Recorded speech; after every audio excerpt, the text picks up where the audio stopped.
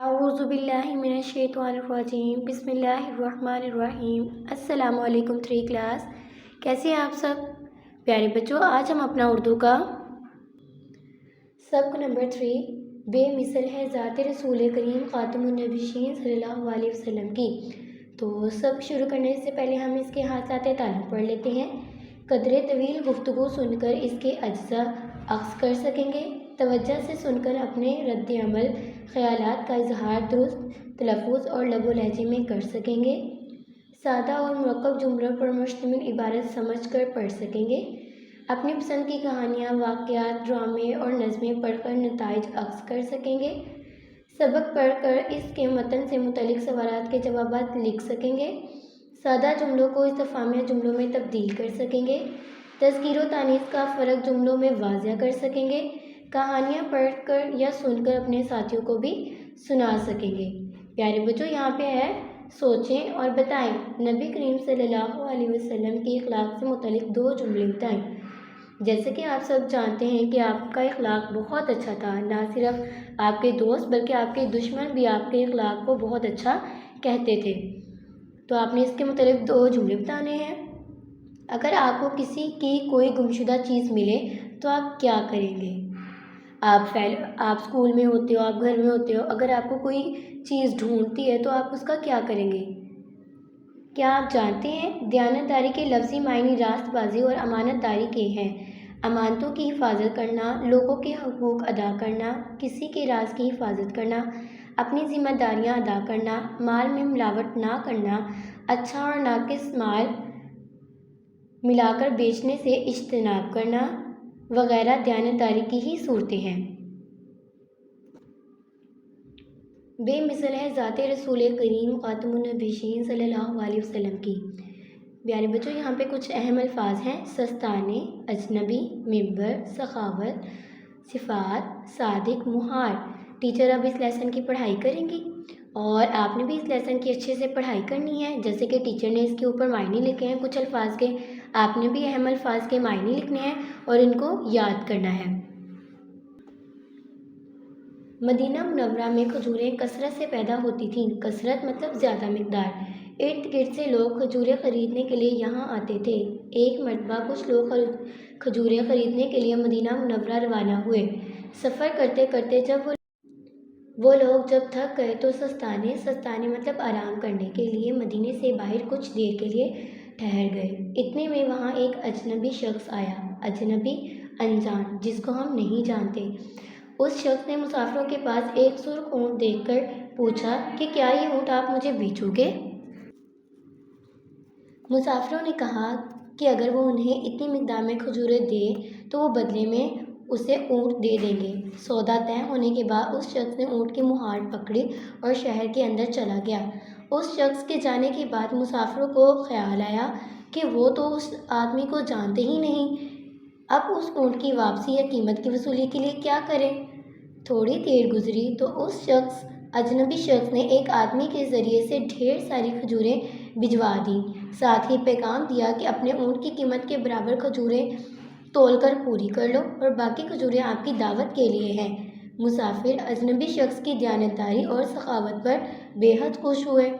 وہ لوگ کھجوریں کھا کر جب مدینہ میں داخل ہوئے تو انہوں نے دیکھا وہ اجنبی شخص مسجد کے ممبر پر کھڑا، ممبر جہاں امام خطبہ دیتا ہے، بیٹھ کر خطبہ دے رہا تھا۔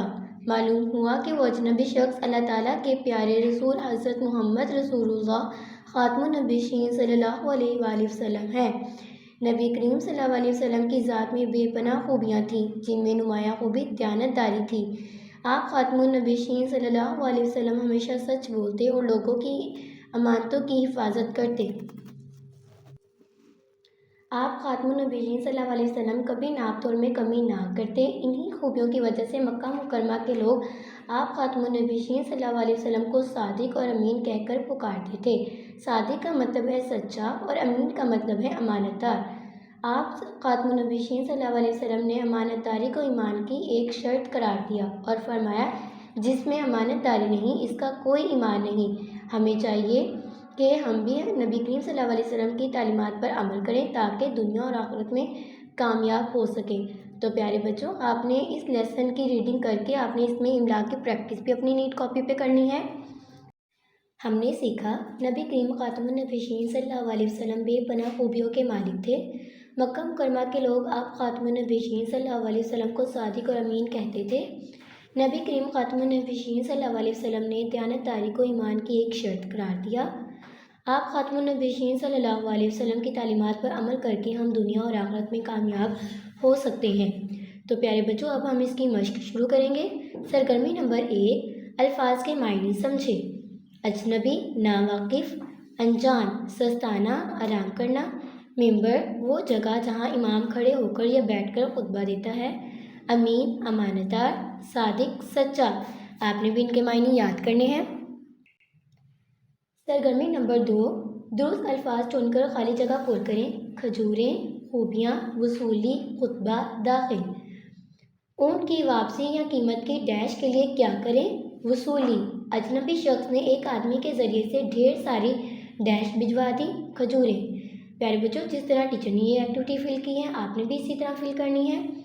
سرگرمی نمبر 3، سبق کے مطابق درست جواب کی نشاندہی رنگ بھر کر کریں، کہ مطلب آپ نے دونوں میں سے جو آپشن ٹھیک ہوگا آپ نے اس میں رنگ بھرنی ہے۔ لوگ خریدنے کے لیے مدینہ منورہ گئے۔ کھجوریں، تو ٹیچر نے کھجوروں میں کلر کر دیا، آپ نے بھی اسی طرح یہ سرگرمی حل کرنی ہے۔ لوگوں کے پاس اونٹ تھا، خاکی یا سرخ؟ سرخ۔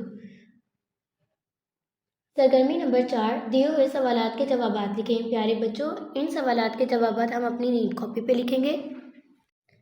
سوالات کے جوابات لکھیں۔ سوال نمبر 1، مکہ مکرمہ کے لوگ نبی کریم کو صادق اور امین کیوں کہتے تھے؟ مکہ مکرمہ کے لوگ نبی کریم کو صادق اور امین اس لیے کہتے تھے کیونکہ آپ ہمیشہ سچ بولتے اور لوگوں کی امانتوں کی حفاظت کرتے تھے۔ نبی کریم نے کس چیز کو ایمان کی شرط قرار دیا؟ نبی کریم نے امانت داری کو ایمان کی شرط قرار دیا ہے۔ سوال نمبر 3، اجنبی شخص نے اونٹ دے کر مسافروں سے کیا پوچھا اور انہوں نے کیا جواب دیا؟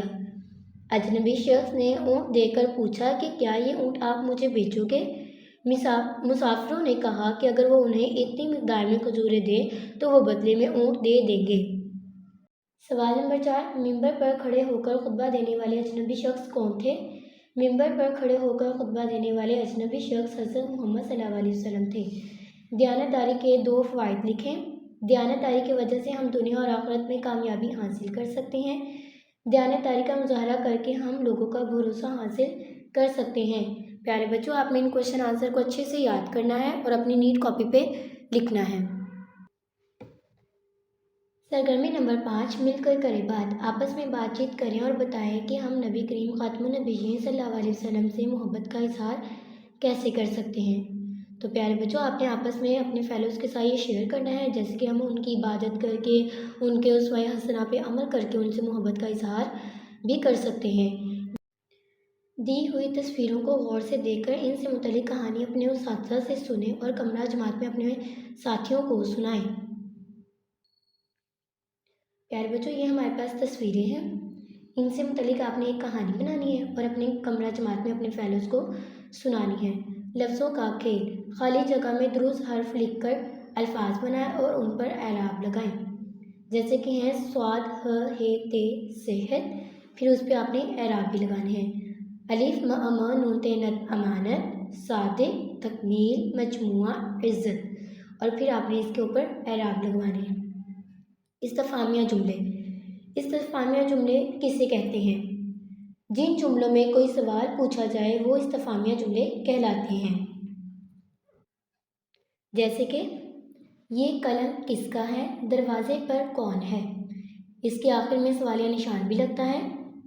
یہاں پہ ہیں استفہامیہ حروف، کیا، کون، کہاں، کب وغیرہ، یہ تمام حروف استفہامیہ حروف کہلاتے ہیں۔ یہ ٹیچر نے ہائی لائٹ بھی کیے ہیں۔ آپ نے اس تصویر کو دیکھتے ہوئے 5 استفہامیہ جملے اپنی نیٹ کاپی میں لکھنے ہیں۔ سرگرمی نمبر 9، دیے ہوئے جملے پڑھیں اور مثال کے مطابق مذکر اسما کے مونث اور مونث اسما کے مذکر لکھ کر خالی جگہ پر کریں۔ ڈیش نے ملکہ کو خوبصورت ہار دیا تو ملکہ کا مذکر ہوگا بادشاہ۔ بادشاہ نے ملکہ کو خوبصورت ہار دیا۔ مالی نے پودے لگائے اور مالن نے انہیں پانی دیا۔ اسی طرح آپ نے یہ سرگرمی حل کرنی ہے۔ سرگرمی نمبر 10، دیا ہوا واقعہ درست تلفظ روانی سے پڑھیں، بعد ازاں اس کے اہم نکات کی روشنی میں اخلاقی نتیجہ عکس کریں۔ نبی کریم صلی اللہ علیہ وسلم بازار گئے، وہاں آپ خاتم النبیین صلی اللہ علیہ وسلم نے ایک شخص کو دیکھا جو غلہ بیچ رہا تھا۔ آپ خاتم النبیین صلی اللہ علیہ وسلم اس کے پاس تشریف لے گئے، اس کے سامنے غلے کا ڈھیر لگا ہوا تھا۔ آپ خاتم النبیین صلی اللہ علیہ وسلم نے غلے کے ڈھیر میں ہاتھ ڈالا تو وہ گیلا محسوس ہوا۔ آپ خاتم النبیین صلی اللہ علیہ وسلم نے اس شخص سے پوچھا کہ غلہ اندر سے گیلا کیوں ہے؟ اس شخص نے جواب دیا، اے اللہ کے رسول خاتم النبیین صلی اللہ علیہ وسلم، بارش کی وجہ سے غلہ بھیگ گیا تھا۔ نبی کریم خاتم النبیین نے فرمایا کہ تم نے گیلا غلہ نیچے چھپا کر رکھنے کی بجائے اسے باہر نکال کر اوپر کیوں نہ رکھا تاکہ خریدنے والے کو معلوم ہو جائے کہ یہ گیلا ہے؟ پھر آپ صلی اللہ علیہ وسلم نے فرمایا، جس نے دھوکہ دیا وہ ہم میں سے نہیں۔ تو پیارے بچوں، ہم نے اس میں سے یہ سبق حاصل کیا کہ ہمیں کسی کو دھوکہ نہیں دینا چاہیے اور ایمانداری سے اپنی چیزوں کو بیچنا چاہیے۔ کچھ نیا لکھیں۔ دیانتداری سے کیا مراد ہے؟ اور بحیثیت طالب علم آپ کن کن معاملات میں دیانتداری کا مظاہرہ کر سکتے ہیں؟